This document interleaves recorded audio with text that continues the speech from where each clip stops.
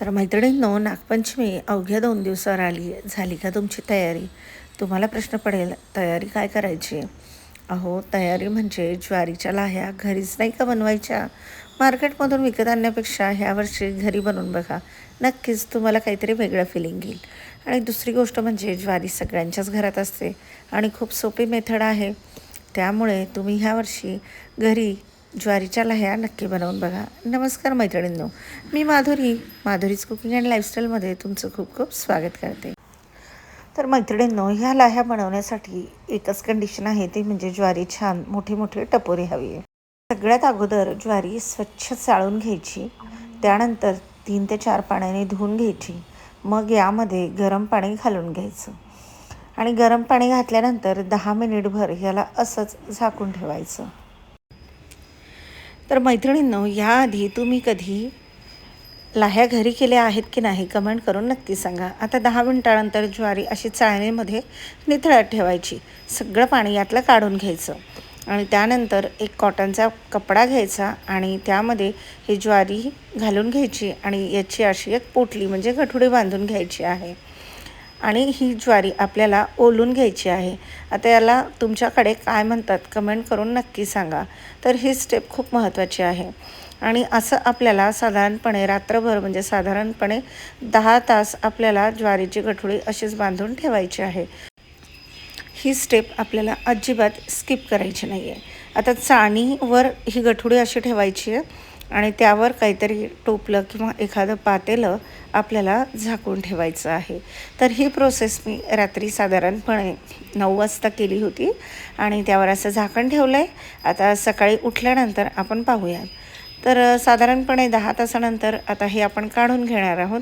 ह्यामुळे काय होतं, लाह्या अगदी मस्त टपोऱ्या छान फुलतात आणि दिसायला मस्त दिसतात, अगदी तडतड फुटल्या जातात.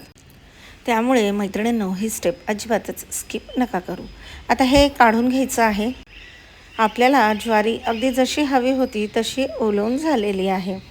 तुम्ही बघू शकता, ही ज्वारी छान अशी टपोरी असल्यामुळे ह्याच्या लाह्या अगदी मस्त तडतड अशा फुटल्या जातात. आता एक असा पॅन घ्यायचा किंवा पसरट कढई जर असेल तर ती घ्यायची. तीही नसेल तर आपला कुकर जरी घेतला तरी देखील काहीच हरकत नाही. छान मस्त गरम करून घ्यायचा आहे.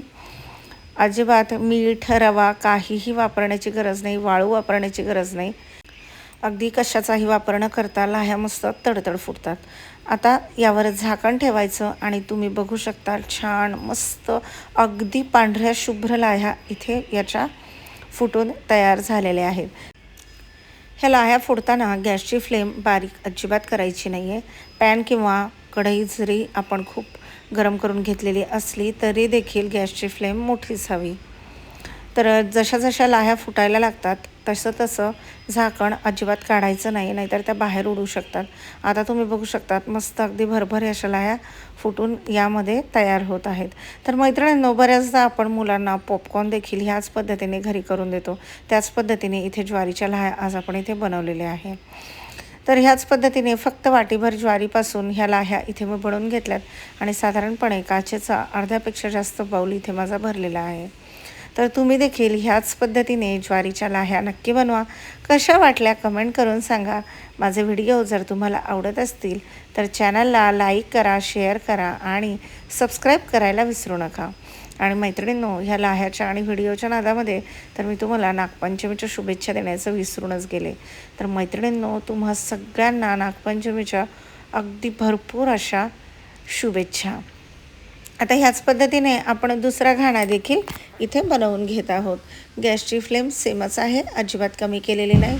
चमच्याच्या साहाय्याने किंवा झाऱ्याच्या साहाय्याने हे असं हलवून घ्यायचं आणि जशा कशा लाह्या फुटायला सुरुवात झाली की त्यावर हे काचेचं झाकण ठेवायचं, म्हणजे त्या अगदी सगळीकडे पसरणार नाहीत.